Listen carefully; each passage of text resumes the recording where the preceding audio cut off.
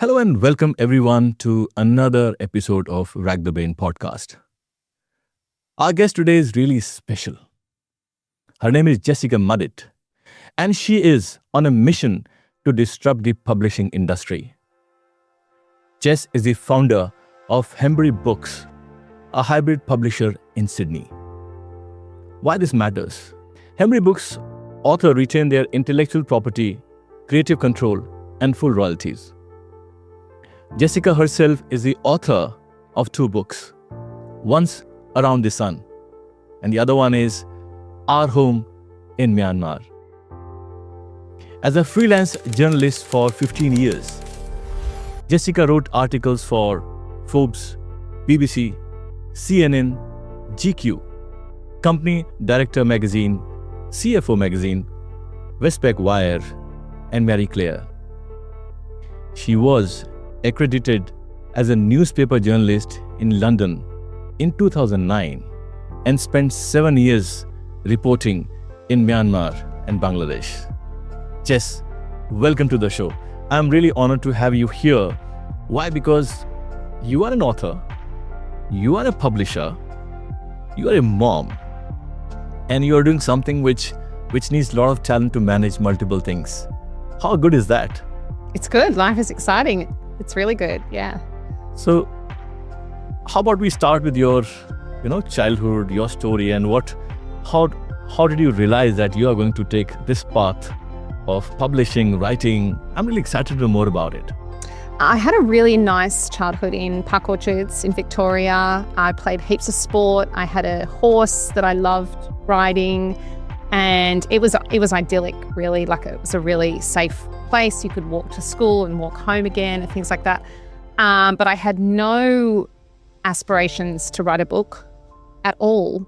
I just loved writing, but I didn't dare think that I would ever write a book. It wasn't until a lot later that I felt that I had an experience that I could write a nonfiction book about.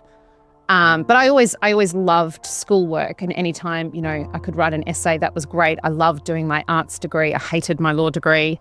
But I was clueless about what I wanted to do with the rest of my life. And that really unsettled me because I didn't have direction. I knew what I didn't like. I didn't like the admin jobs that I, kept doing. And so because I didn't know what to do, I went traveling straight after university. And it was at the very end of that year that I realized I want to be a journalist, because that would allow me to write and get paid to write. And that just seemed like absolute heaven to me. So I decided this is what I want to do with my life. And then I moved to London. It took me a couple of years to work out how to become a journalist. Like, if you can't go to university and do it, like, how do you do it? And so I started at night school doing different subjects in journalism, but that was too slow. And then I found the national accreditation program, which you can do really intensively for 6 months. And then you come out at the end with an accreditation. And then I felt more at peace, because I wanted to have a great career. I wanted to love my life, but everything I'd done up until that point had kind of just left me like, meh. Was it that, or was that calling for this sense of achievement? I need to do something different. Is that what triggered? What inspired you, these two books? Well, what inspired the books was living in Myanmar. Living in Myanmar at the time that I lived there, 2012 to 2016, it's such a moment of historic importance where, democracy was returning. There were the first general elections in 50 years. Democracy icon Aung San Suu Kyi won those elections, and I was working at the state-run newspaper at the time as the only foreign editor to work there. And I wanted to tell the story of Myanmar in an accessible way as an expat. So I was the vehicle through which I could tell it's quite a complex political situation there and the history of the country. And so I threw myself into doing that. But alas, I couldn't find a publisher. And this is the exact dilemma that every writer faces today, not finding a publisher. We'll come to that a little later, but I'm still wanting to know more about these books. As you can see, we have Once Around the Sun, From Cambodia to Tibet, and Our Home in Myanmar. Now, you had that a thought. I want to summarize my experience. What are these books about? If you can summarize in few words, both of them. Yeah, so the 4 years that I spent in Myanmar in 2012, when the media was reforming, suddenly the dictator government was allowing private newspapers to flourish, and all these journalists were streaming into the country because this country had been isolated. So I set up the Foreign Correspondents Club, got to write about stories that I knew in Myanmar people hadn't been able to cover for at least 50 years. You weren't allowed to talk about poverty, like that was a word that was off limits. So to interview people who were, understandably very nervous about speaking to the media, that kind of inspired that book. And I was living there with my then Bangladeshi husband, and he, had some difficult experiences himself because there was a tension between Bangladesh and Myanmar.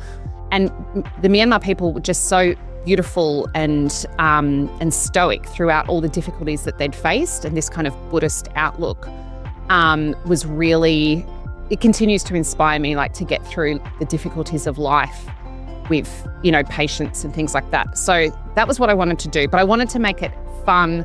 And there were a lot of fun times in Myanmar. There was a lot of funny stuff that happened.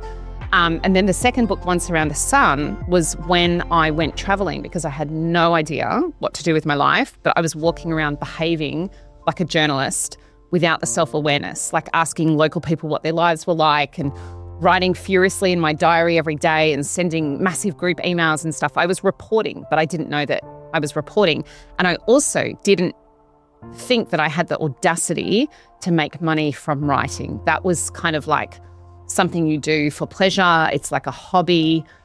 Only kind of, the famous journalists get to do that for a living. And I just didn't have the self-confidence because I didn't have role models growing up. I didn't know any journalists. I didn't know anyone who was like making a living from their creative pursuits. So it just kind of seemed like that was even a silly thing to say out loud. And so the second book is From Cambodia to Tibet, which is the first 6 months of a 12-month journey where I went through Southeast Asia, pardon me, and into, sorry. Have some water. Yeah, have some water.